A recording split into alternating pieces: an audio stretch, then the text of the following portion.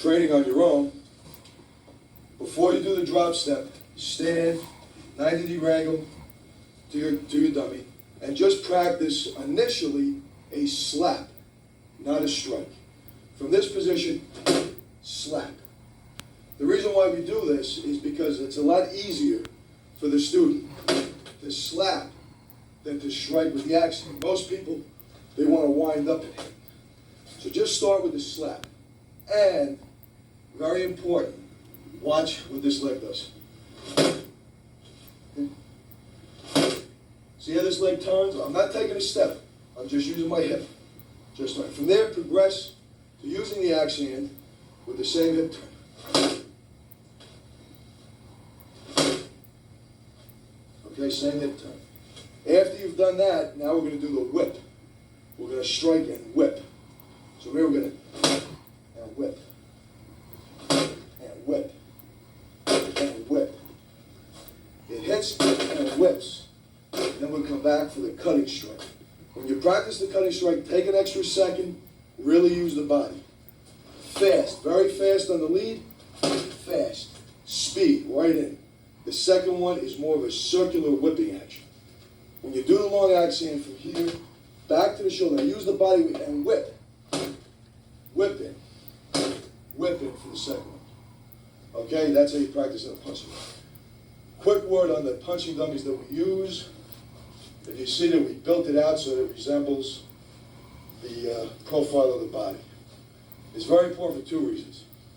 It allows you to practice your strikes in a realistic manner against a striking surface that resembles a human being, and also it desensitizes you to actually hitting a real person.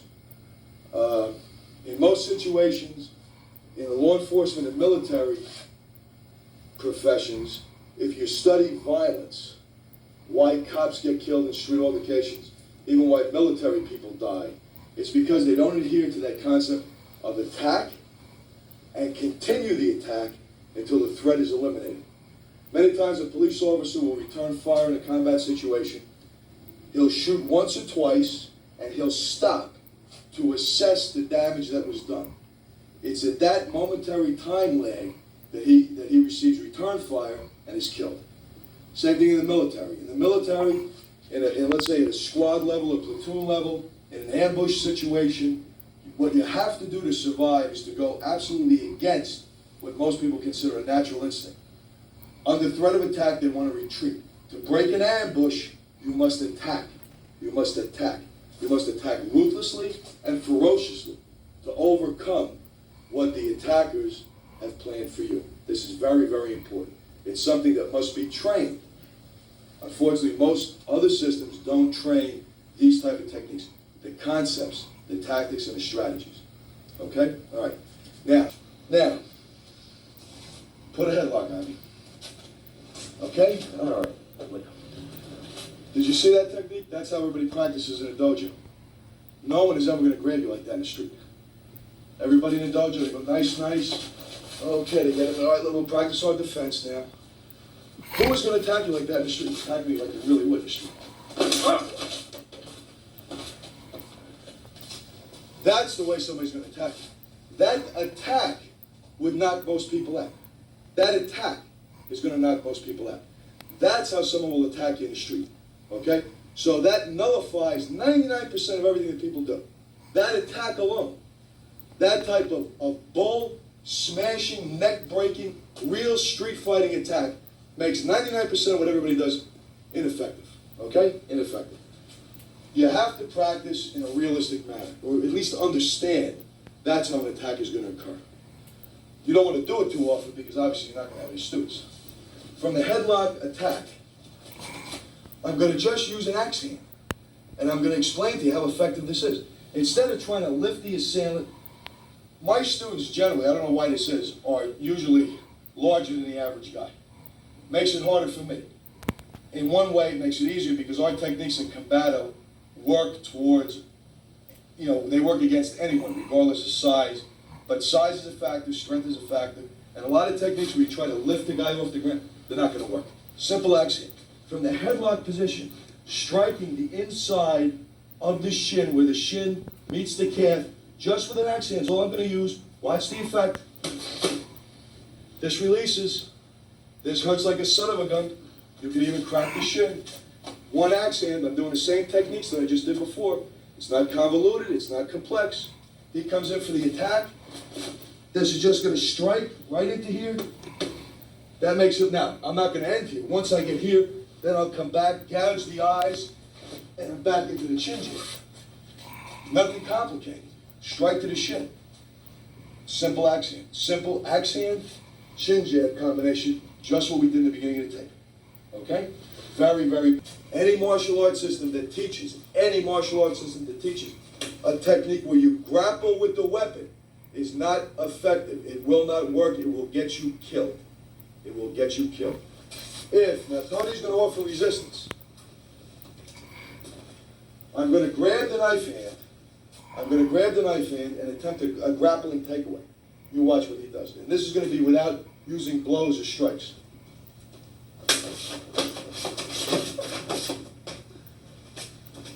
There is no way, and there is no one alive that will be able to grab that hand and stop him from pulling away and stabbing in this situation. The only chance you have is to use strikes. I give up, talk to the assailant, act as if you're going to give him anything he wants, act scared, frightened. The idea is to trick him. Use surprise. Use surprise, strike, strike, strike. Don't worry about the weapon. When you hit him, this is going to be nullified. Don't grapple with a knife, or a gun, or a club. It doesn't work. Again, let's turn this way. See? If you watch my hips turn away from the weapon, out of line from the weapon. I then shuffle to turn it, striking, striking, chin jab.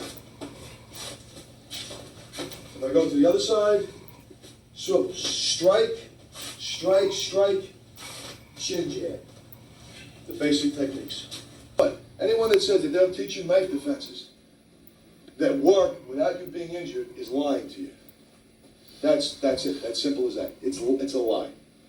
Also, in any type of knife attack where there's motion involved, most people train in this type of manner against a knife attack. Let's say I was going to do an outward slash. They open the technique up and make a big circle. That gives him plenty of time to try to get his arm up to do a blocking technique. No one attacks like that. No one is going to attack. A knife slash is going to be an elliptical circle that's just going to cut, just like this. Cut. You can't get inside that. If he tries to block, there's no way anyone's going to block that. It's too fast. It's too fast. So anyone that teaches these type of techniques against this type of attack, or against this type of attack, or against this type of thrust, it's nonsense. You're training to die.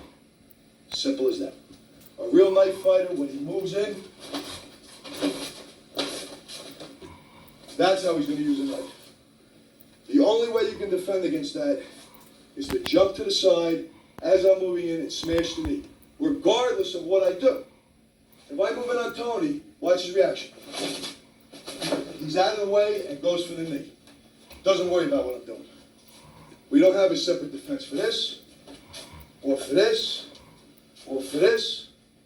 All he does, anything I do, as soon as I move, he's out of the way. Going in for a knee kick. Not worried about what I have to do. Okay. Review again. Basic. From here, striking down, in, chin jab. If the attack were to be high to the throat, same position, same hip swivel, strike, strike, strike, chin jab. To the inside, to the outside. Very basic, very simple, and I'll ignore him. What I'm doing by this, by making eye contact and by using this man as my main focus, I'm setting up my surprise attack. I'm looking at him, but I will attack him when the time comes. I'll talk to him, I'll attack him. He's going to definitely move in on me, attack him. Here I'm back, chin jab again, axe hand again, chin jab again. So the technical aspect, divorced from the tactics, is that I'm only using two techniques. I'm using an axe hand and a chin jab. From the technical standpoint, I step in, strike. strike as he comes, strike.